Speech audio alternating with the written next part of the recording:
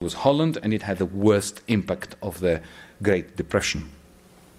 Now, the lesson from this part of our common history is that if you try to create a common currency, a fixed exchange regime, more or less the same thing, from an economic point of view, and you lack a way of balancing or recycling, as I'd like to say, the deficits of the deficit regions with the surplus of the surplus regions, then those regions are going to start shifting under the weight of the surpluses and the deficits that increase, and like tectonic plates, eventually they will create the circumstances for an earthquake, like they did in 1929.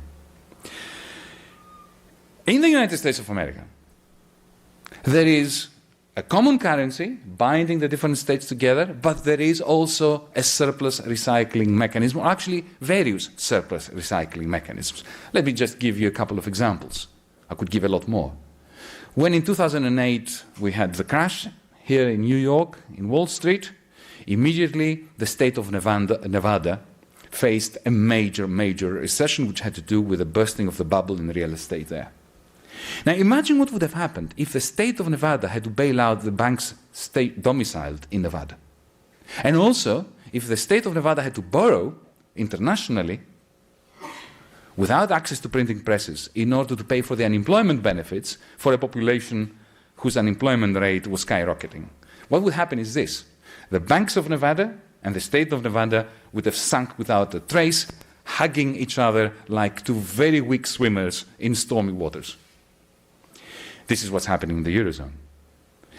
So the fact that it's taxes in New York and in California that help ameliorate the problem of paying unemployment benefits in Nevada is a form of surplus recycling. Let me give you a second example, because I promised two. When Boeing gets a contract from the Pentagon to build a new fighter jet or whatever, drones, I don't know what, one of the conditions for that contract is that new production facilities are going to be built in Minnesota, in Missouri, in Tennessee, in Arizona, in the deficit regions. This is not an act of philanthropy on the part of the Pentagon towards the deficit regions of the United States. It's just pragmatic economics. Because only by building a production facility in a deficit state do you create in that deficit state a flow of income. People get jobs and start working. They're not getting benefits, they're getting income from productive activity. And then they can keep buying goods and services from California and from New York State, from the surplus states, so as to maintain the flow of economic activity that allows California to maintain its surpluses vis-à-vis Arizona. California is always going to have a surplus vis-à-vis Arizona. So these surplus recycling mechanisms, and there are various such mechanisms, are essential for keeping the union going. So to my Anglo-Saxon, particularly British Eurosceptic friends, I say the fact that we brought together disparate countries under the same currency is not the problem per se. The problem is that we did it in a gold standard fashion without a surplus recycling mechanism, hoping that it would float. After the war, the United States of America emerged as the only serious surplus-producing country following the human catastrophe of the Second World War in Europe, in Japan, everywhere. In the Bretton Woods Conference, Britain and the United States, particularly, had agreed on one thing. They want to reconstitute a form of the gold standard, fixed exchange rates. That was the Bretton Woods system of fixed exchange rates, where the dollar was the only currency which was convertible with gold, but all the other currencies were fixed in their exchange rates vis-à-vis the dollar. But they had learned the lesson of the past, and they were quite determined to have a surplus recycling mechanism within this Bretton Woods international system.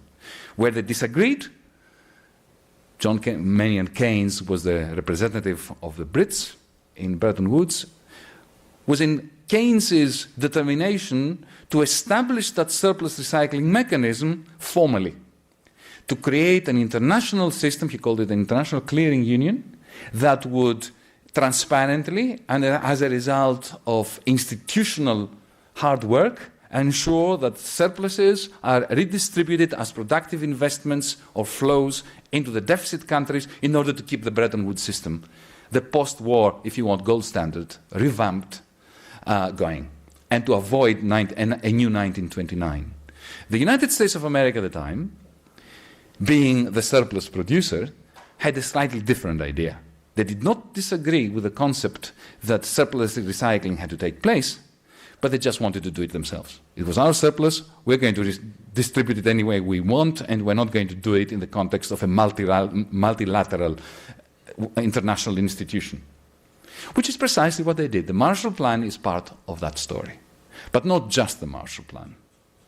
For 15, 20 years, the United States of America was recycling a significant part of its surplus towards Germany and Japan, trying to prop up these two major economies in order to create currencies that were internationally successful and powerful, so as to create shock absorbers in case the American economy went into another recession.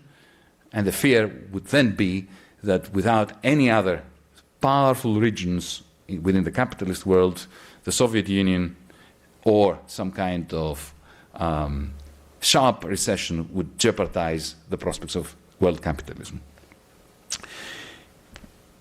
This is how the Bretton Woods system worked and how the gold era of capitalism in the 1950s and 60s was founded. It died in 1971, famously on the 15th of August of 1971, when President Nixon announced the end of it. Why did it die? Because by the end of the 1960s, the United States of America no longer had a surplus. So how can you recycle a surplus if you don't have it? And then something quite remarkable happened. We entered a second period, a weird and wonderful second post-war phase, during which American hegemony and dominance was founded on a reversal of the flows of capital and goods. To put it bluntly, and I shall quote from Paul Volcker's famous 1971 brief to Henry Kissinger, if we can't recycle our surpluses, we will recycle other people's surpluses. Which is precisely what happened between the 1970s and 2008. The United States of America operated like a huge vacuum cleaner, sucking into this land the net exports of Germany, of Japan, and later of China, ever-increasing deficits, trade deficits, were registered, but that was not a fault, it was part of the design. And who was paying for those deficits? Well, those deficits were being financed by a tsunami of capital that was flowing from Germany, from Japan, and later from China, back into the United States through Wall Street. Why? Because the profits that the Germans, the Japanese, the Saudis, the Russians later, the Chinese were making, found better returns in Wall Street. This is a big story as to how that was accomplished, but this is what was going on.